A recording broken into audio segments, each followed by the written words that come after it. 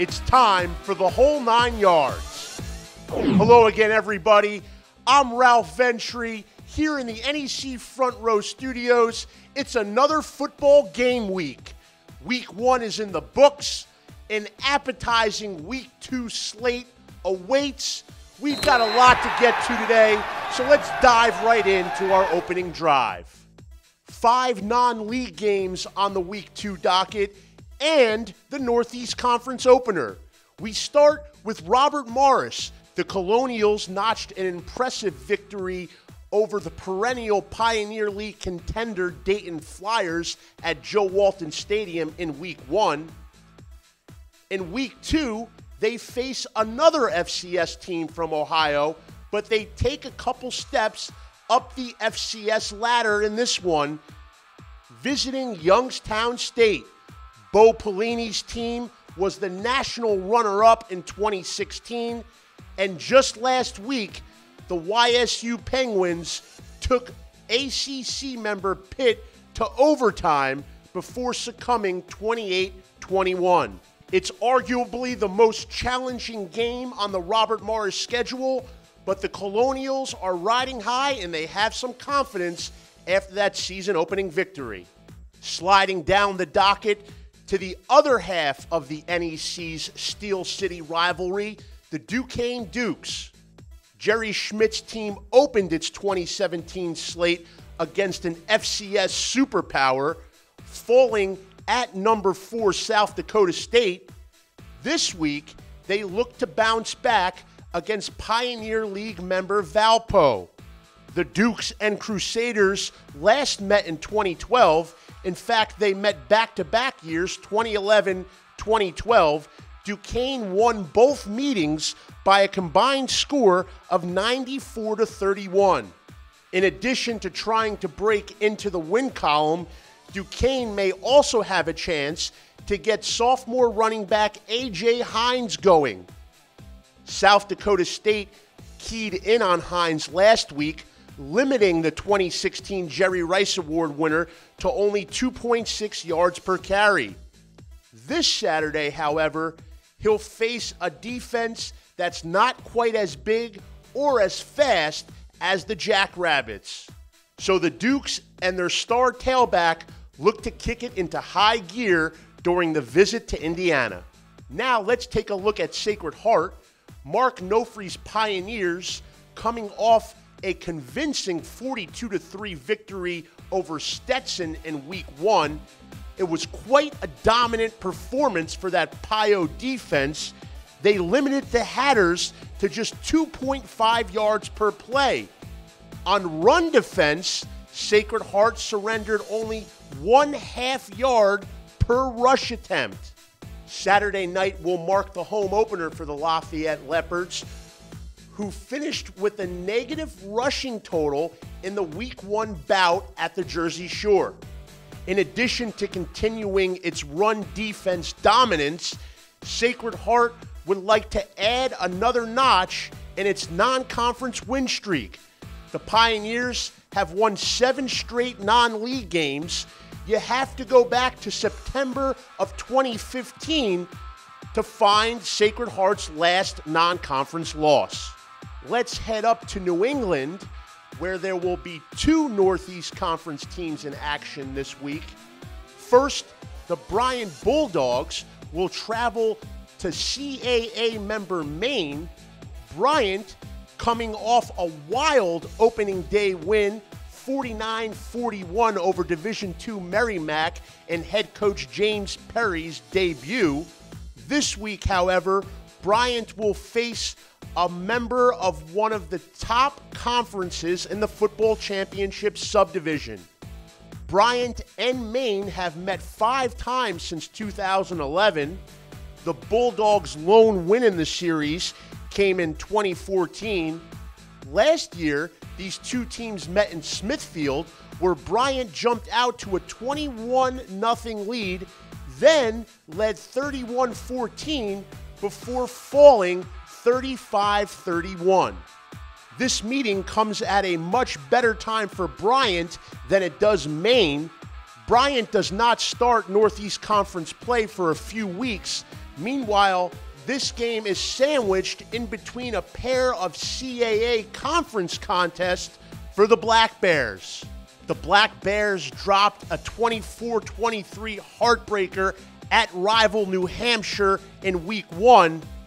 After facing Bryant in Week 2, Maine heads to Harrisonburg, Virginia, where they'll take on the defending national champs, James Madison Dukes. It'll be interesting to see where Maine's focus is in Week 2, whether it's squarely on the Bulldogs or looking ahead to JMU. The fifth and final non-conference matchup on the Week 2 docket, Central Connecticut hosting Patriot League member Fordham. Both the Blue Devils and the Rams suffered lopsided losses at the hands of FBS members last week.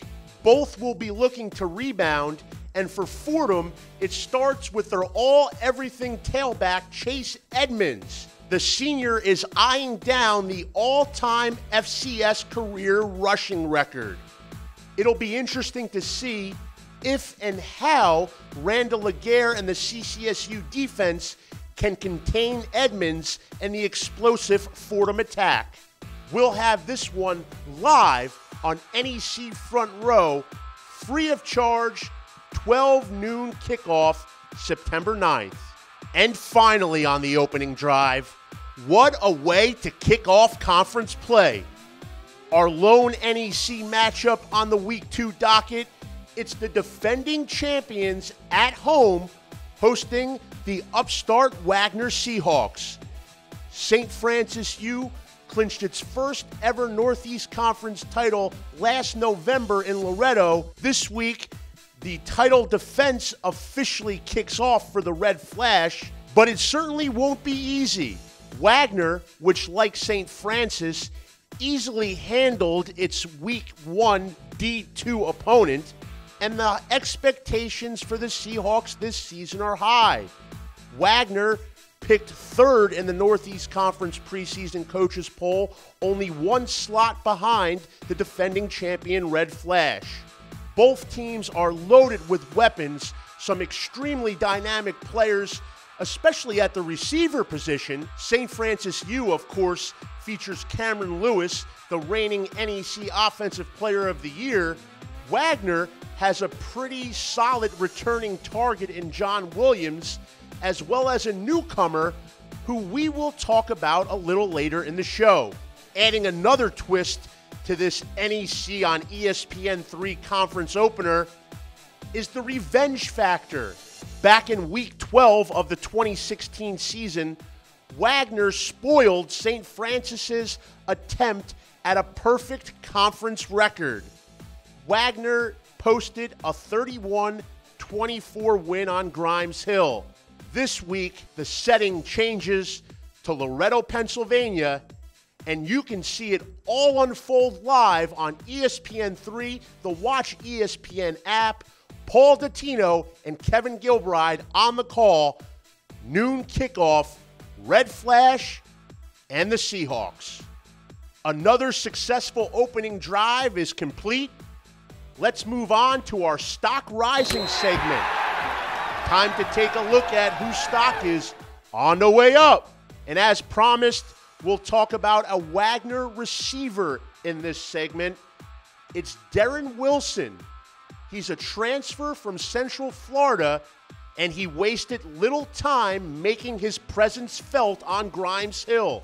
In Wagner's Week 1 opener, he caught 10 passes for 136 yards and a touchdown. The 6'3" Wilson gives Wagner another tall target across from all-NEC pick John Williams, who averaged nearly 20 yards per catch last season.